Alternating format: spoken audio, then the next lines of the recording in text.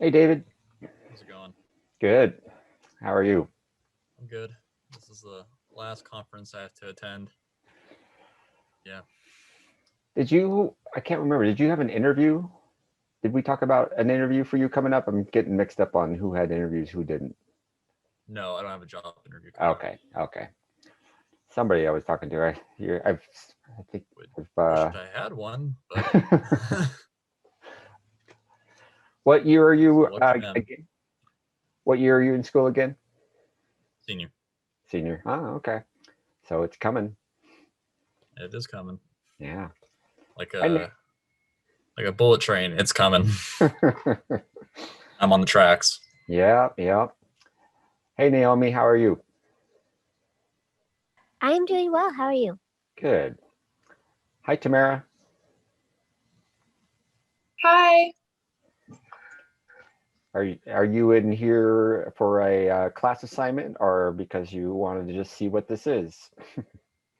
Um, Kind of both. I'm in here for a class assignment, but we got to pick which ones to attend. So And this we picked the one, last this ones. one seemed to call out to me. What'd you say, David? I said if we picked the last one. Literally all three of them. Me and Tamara have been for the last three of them. So I know we have this. we're slackers. Eh, I'm also kind of here for the same reason, except for that I forgot how many of these that I've been to, so I just kind of went to all of them. oh, well, have they been good to go to?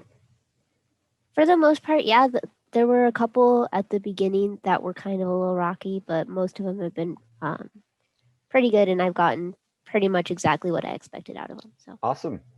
Yeah, and some of this, like this one is a brand new one. It's fairly basic in the sense of here's all the things you can do while you're at college to help your career. But I did one a couple weeks ago. What's your COVID story going to be? That was a brand new one. And oh yeah, I was in that one. oh, awesome. What'd you think about that one? Let me check my notes because I don't remember anything anymore. Yeah, well, that happens when you take a lot of workshops. Oh no, yeah, I really liked that one. That one made me feel so much better about life. Oh, good.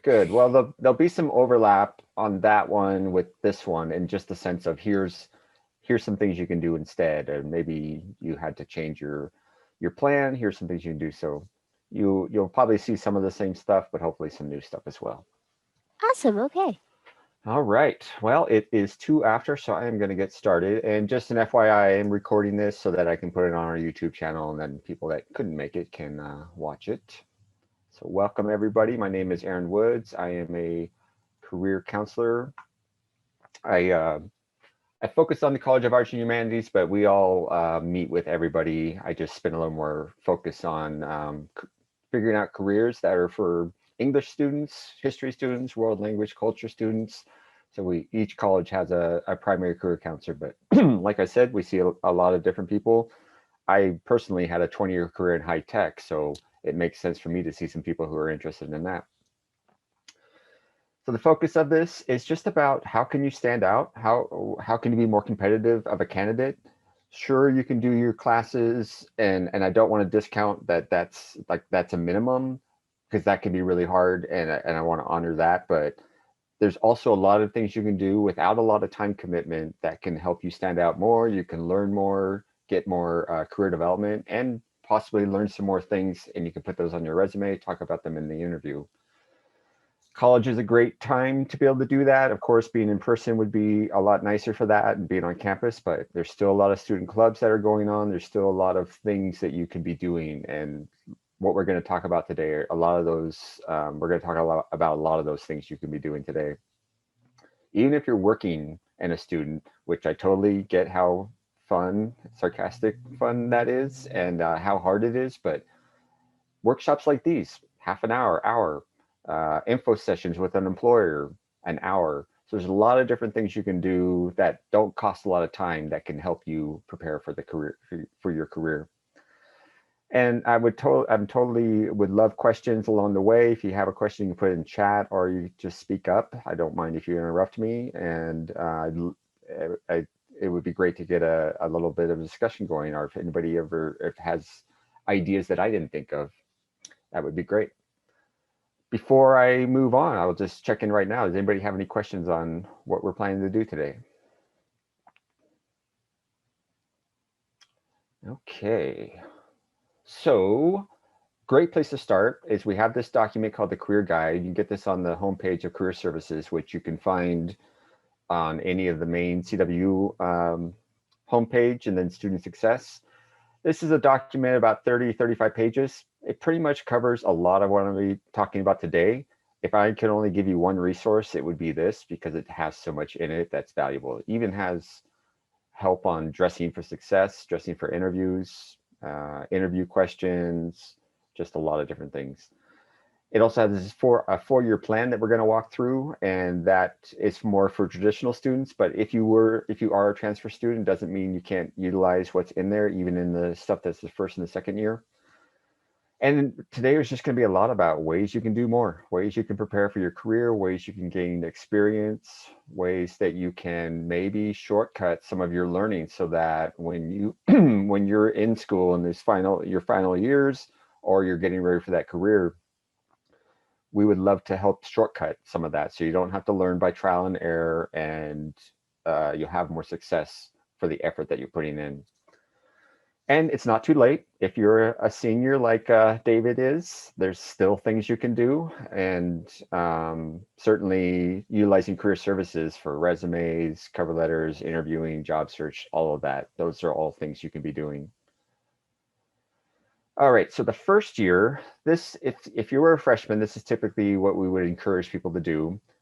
Exploring your interests, your skills, what you're good at, your values, what's important to you, goals, what's your education for. So kind of like, what kind of work do you want to be doing? You don't absolutely have to know what that job role is, what that career is, but understanding some of the components, like I like helping people, or I like creating things, or I like problem solving, or I love travel, understanding things like that. We also have some ways to learn. Career Services has a class called University 103, which is career exploration. It's a lot about talking about majors and careers. So kind of for those students who are still in that deciding phase. Meeting with the academic advisor is really important. And it's always good to just check in on that. Even if don't have a major declared, you're still taking classes that are going to be applicable. And a lot of classes are applicable to whatever major, and there's always electives. Majors Fair, we always had that in fall. We just had one last fall. It was a virtual one, and that's just a great way to learn about majors, talk to department faculty, ask questions, and research. And this research, totally, you could do this every year. You can research about occupations. This Bureau of Labor Statistics is a government website created just for people like you, want to understand what does this career entail, like what are some typical job duties, tasks, what does a day look like, what are the requirements to work in this career. It has some advice on education, but also data on salary, so understanding what a beginning salary is, so that if you get a job offer, you will have an idea of what you should be asking for and what you should be getting. And ONET Online is the same kind of site, does a lot of the same things. Also, both of these sites will give you some ideas on job outlook, maybe what the percentage of the growth is for that job. We can give you career assessments. We have several of these that can help you know yourself better, maybe understand what skills you like to use, understand some personality components that make sense for work. Informational interviews is one of my favorite things to suggest to people, no matter where they are in their college career. These are where you find a professional who's doing work that you either want to do or are interested in learning about. And you just say, hey, do you have 20 or 30 minutes? I'm a student at CWU majoring in whatever, and I'd love to learn more about your career. And it's amazing how many people, even when they're busy, will say yes to this. Because one, people like to be helpful, especially the students, but also people like to talk about what they're doing. And so it's a good win-win situation. And this is one of those shortcut to wisdom ones that it's so valuable. I had a 20-year career in high tech. It was a career that I was making a lot of money in, and I knew it so well. But before I left, I reached out to 3 different career counselors at 3 different universities and just asked them, what's your job like? What's hard? What's your advice on getting into this this career field? What's your advice on education? I got some great advice on education. There were some different paths I could have taken. So these are a really powerful way to learn about a career, but also make a networking opportunity. Sometimes job interviews come out of these, or job opportunities, or maybe you get connected with somebody else. Job shadows and externships. These are a lot like mini internships. Basically 1 or 2 days, you might just be following around somebody and they might be explaining what they're doing in their job. A little more difficult with virtual, and it still can happen a little bit. Externships are a little more of an official of this, and the College of Arts and Humanities is actually piloting a program of externships this coming spring. And we have a feeling that if that goes successful, some of the other colleges are going to want to do it. And really, I said it before, they're like a mini internship. Not as much paperwork to fill out, you're not going to get paid, but it's a great way to get a taste of what a job is like and ask questions. Second year, hopefully you're starting to kind of identify some paths to explore, to learn about, maybe maybe instead of being wide open, you have 10 paths that you're interested in, or 5, and start learning about those and seeing how your education is moving you forward on that, maybe deciding on a major. You do have to decide on a major at some point, 75 credits. And don't get too worried about, oh, that major has to be my exact major and you can't change it. Of course, changing your major in the last term of your senior year is going to be a problem, but people change majors all the time. And I just tell people, when you're not sure, just pick something that you know you can learn from, and know that a lot of those classes are going to be applicable to whatever you do in the future. This would be a good time to start thinking about the resume, because you're going to need that resume if you want to do an internship. And internships are just like jobs. There's competition for them, and you're going to apply, you're going to interview, and sometimes you might even have more than one interview for an internship. Volunteering is a great way to round out some experiences. If a lot of students last summer had internships all lined up and then they poof went away, volunteering is a great way to give yourself a chance to utilize some skills that you're using. Maybe you're a communications major and you want to help an organization with their advertising, or maybe you're an arts and design major and you want to do some graphics.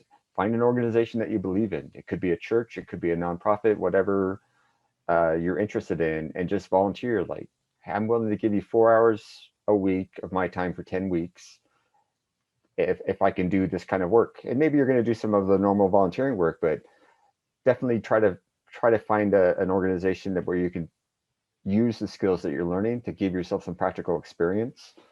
That's a great way to, because you can list that on the resume, just like a job experience, and you can talk about it in your interview. If study abroad is something you're interested in, it certainly makes sense for people interested in international business, maybe world languages and cultures, but it could be useful for any of the degrees. Great way to learn, great conversation starter in an interview. Clubs and organizations, we're going to talk a little bit more about these coming up. I have a slide on that. Wildcat Career Network, that's our database that CWU has, where we host all of job postings and internships. It doesn't mean you can't find an internship or a job outside of there, of course, but these are oftentimes employers that we've worked with before, where there's internships or jobs. So they're posting these for CWU students. So that's a great place to start. Consulting faculty on career opportunities in your major. Some of the faculty are going to have experience of working in the field. Some of them might be working in the field right now. In my undergrad, I got to know all my professors in their office hours, and I would bounce ideas off them. I would talk about, oh, I'm thinking about this. What do you think? And they might get me in touch with some resources or another person to talk to. I think that's where I got turned on to doing informational interviews. So faculty is going to have some good perspectives on a lot of that, whether it's you're thinking about a major or a career within that major. Third year, this is where you're going to really start looking to get some experience. And with whether it's internship, networking is going to be something you really want to start doing here, if not sooner. Tailoring your resume. You'll have more success whether it's an internship or a job if you tailor your resume and cover letter for each of those jobs. And I know that's not the most favorite thing, because that just means more work, but you will have more success. Preparing for interviews. I do a lot of mock interviews. I've done a lot of mock interviews for some of you, and for Terry's class. And so we do those all throughout the year. I've done mock interviews just for one job that a student's applying to, and we'll just focus on that one job description. Think about questions that might get asked, practice answering those questions, working on that. So that's something that is always good. And then we have another career services class called University 301. This is a little more for juniors and seniors on just preparing for internships, jobs, and life after college, all that transition. Research can be great if that's something that's within your department or something you're interested in. And there are programs within departments for research, but you can also create research as well. Staying current with industry trends. And this is something that as you get closer to graduating, you want to maybe start getting into. I'm going to talk about some ways you can learn about that, but just understanding like, yeah, this particular career, they really want people to come in with these skills, and maybe your major doesn't cover that as much as they want. Maybe take a couple extra classes, just knowing that they're looking for some skills. So it's a great way to round out what you already have with your major. Let's see, target activities that meet your goals, internships, research, extracurricular activities, connecting with professionals, again, networking, joining professional associations, and we'll talk about more about that coming up.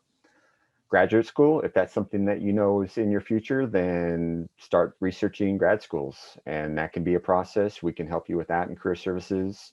We also have some resources on that to find grad schools. And then if you know grad school is going to be part of your future, then seeing if you need to take a test to get into grad school.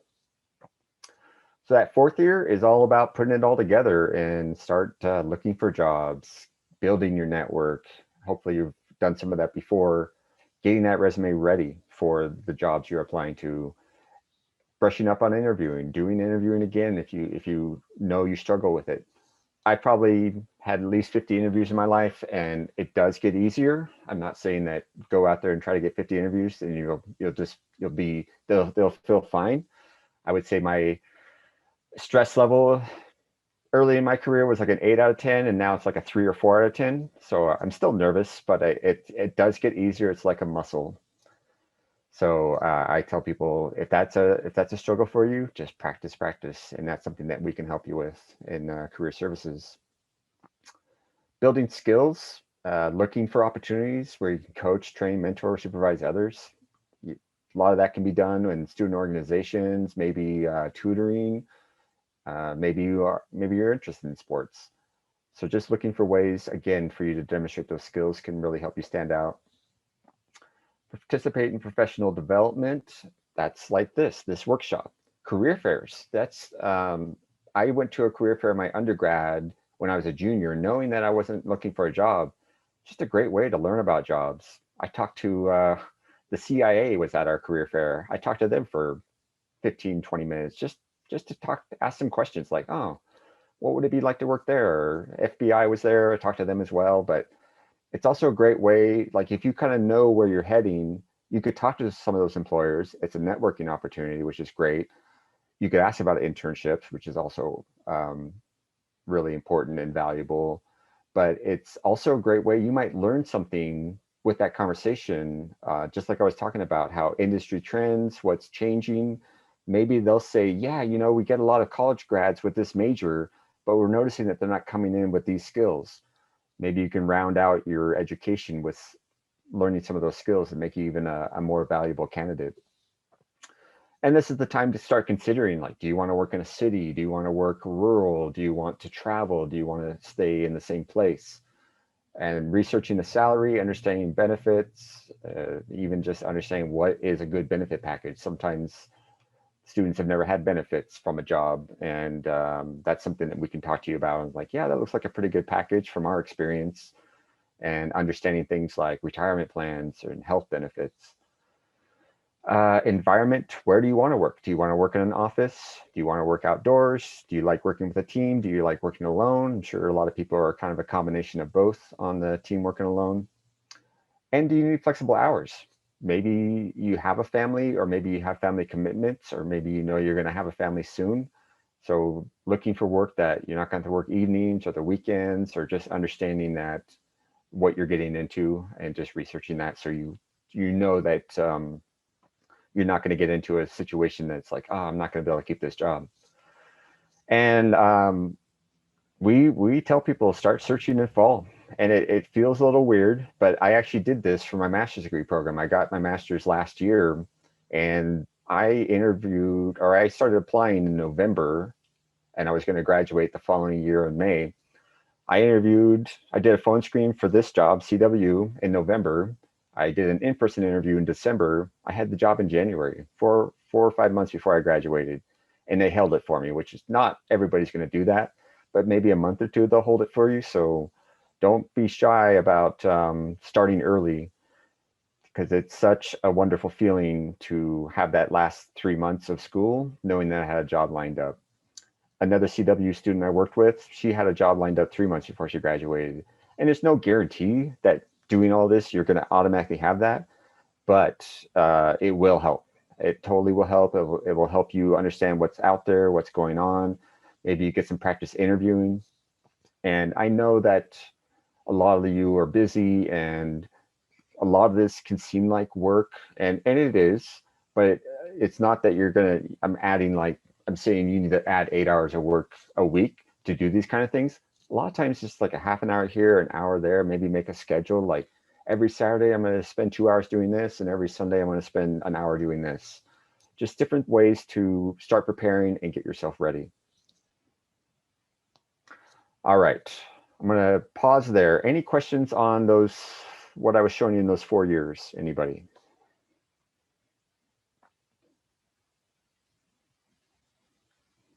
All right.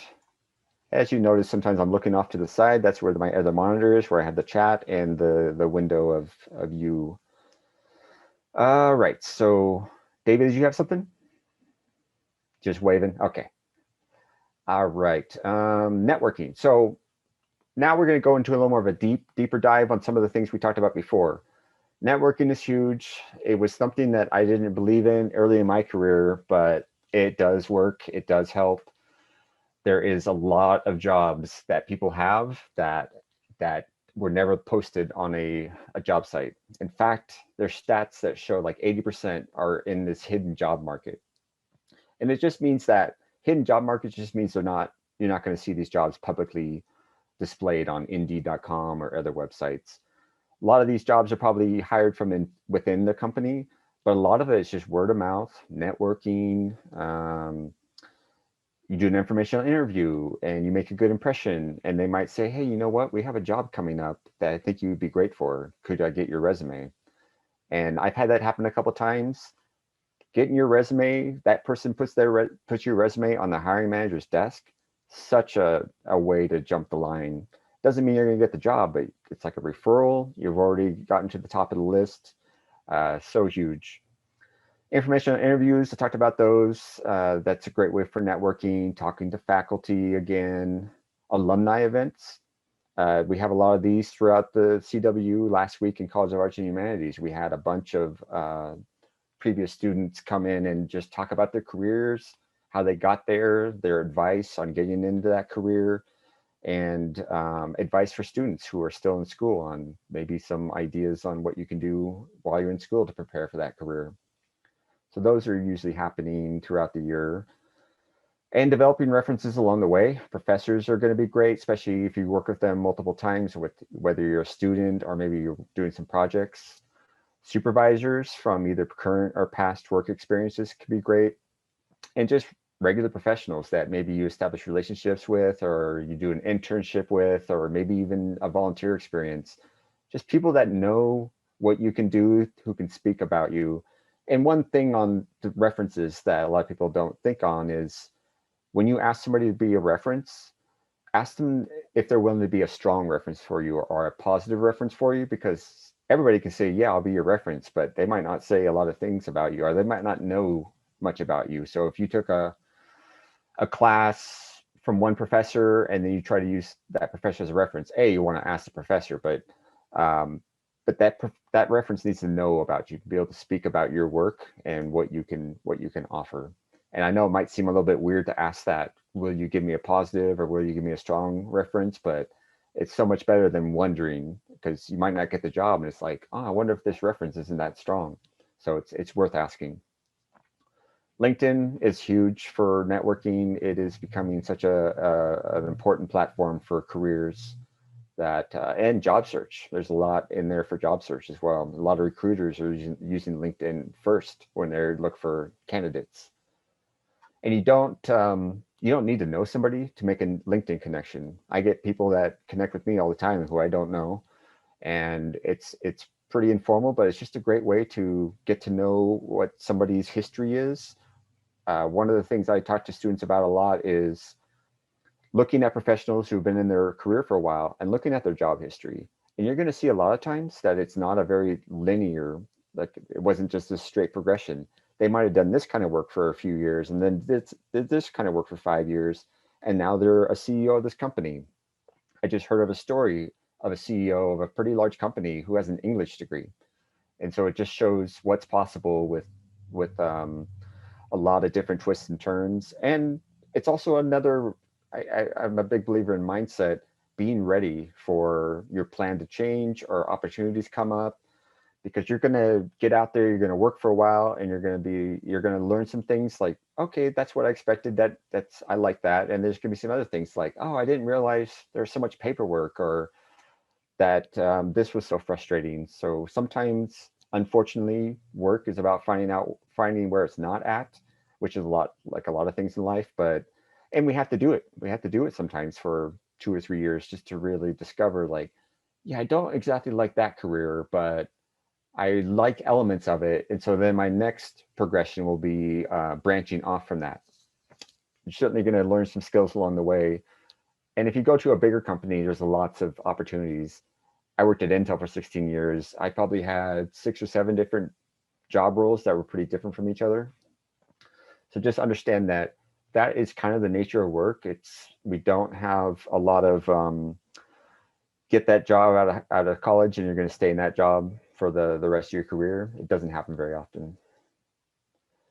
Student clubs and organizations, there's a lot of student clubs. There's still a lot of activity going on, even virtual. This is how you find those. What I'll do actually is put that in the chat for those of you who are looking for that.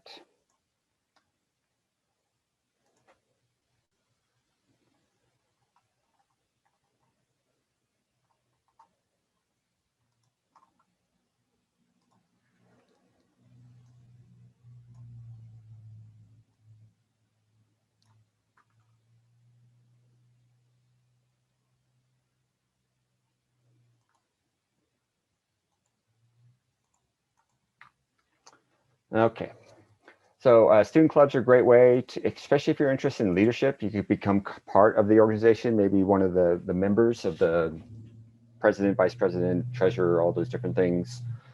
You can learn new skills, but especially demonstrating skills. If you have some skills that you've learned in class, but you don't have any experience using them, this could be a great way to do that. And again, put it on the resume, something to talk about in your interview. Of course, networking. I encourage all of you to network with the people who are around you, because you never know, for even short term, finding a job when you graduate, but down the road, you might be connected on LinkedIn and you reach out to a friend you haven't talked to for 2 or 3 years, and they're at a company that you're actually interested in working at. You could reach out and just say, hey, I'm interested in this kind of work. Do you know if there's any opportunities? Another foot in the door, another way to get a job, maybe without even going through like a regular posting. Let's see. Experiences that can help your career development. We talked about internships, externships, jobs, shadows, and that's the best place to start with there is Wildcat Career Network. Volunteering, good way to give back. It looks good. Volunteering looks good to employers. They want to see that you're giving back or you're doing something for the community. But again, you can practice those skills, maybe build your portfolio on whatever experiences you want to get to be able to demonstrate. Student work and part-time work is another way to get some experience. And it doesn't mean you're going to get directly the exact kind of work, but let's say that your work history has been retail and food service mostly, and you are heading towards a career that's going to be in an office setting. This could be a way for you to get into an office setting and just kind of see what that's like. So it won't be brand new to you when you start that new career. And you get paid, which is great. Project and research, just start with seeing what's in your department. And you can ask faculty for their advice on that, but you can also create a project. So there's something that you're interested in, and you might be able to find a group of students who are interested in it as well. And then maybe find a faculty member who's willing to mentor you, and that could be great. That could be something you can put on the resume, something to talk about. Great learning, especially if you're heading towards a career that might have some research in it, or higher ed, like PhD kind of program. Source is the Symposium for University Research and Creative Expression. We have one of these coming up this May. It's just it's a place to show off the work of whatever it is. There's art projects in there. I'm sure there's business proposals or posters. So it's just a place that students can show what they've done. And you could, it'd be great to go there and just see what they've done. And you might get some ideas, and maybe you could do something next year like, oh, I never thought I could do that. And you might be able to find something that really speaks to you and be a really rich experience.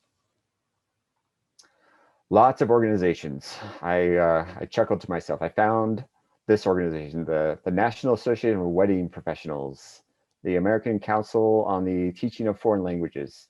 Pretty much whatever the career field is, there's going to be organizations to join.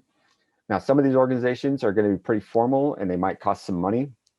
And I'm not saying you need to absolutely go spend money right now, but a lot of these organizations will have student discounts. When I was in my master's degree program for counseling, I joined the National Career Development Association right away because I knew I wanted to be a career counselor. I got access to articles. They had their own job board on there, and networking opportunities. They had conferences, things like that. Also, I put it on the resume, member of the National Career Development Association. So it's like I got a head start. I was already seeing things that I would need to know about in my career. So yeah, great way to learn about careers, articles, posts. Also, networking is huge. You can even post questions on there. You could join an organization, and there's a forum or something. You could say, I'm a student who's graduating next year. Any advice on a recent college grad entering into this field? I bet you'll get a lot of responses from people who want to help you share their knowledge. And networking, you're going to meet some people there that you can connect with, maybe do some informational interviews. LinkedIn has its own set of groups, and sometimes they're the same exact groups that are external to LinkedIn. What's nice about the LinkedIn groups is they're free.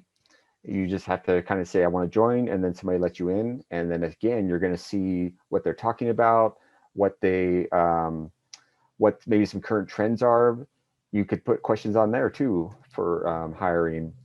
And it's just another great way of learning about a career. And a lot of those LinkedIn groups have their own internal job boards that you won't see the jobs on the public LinkedIn boards. So another great way to get a head start on your career.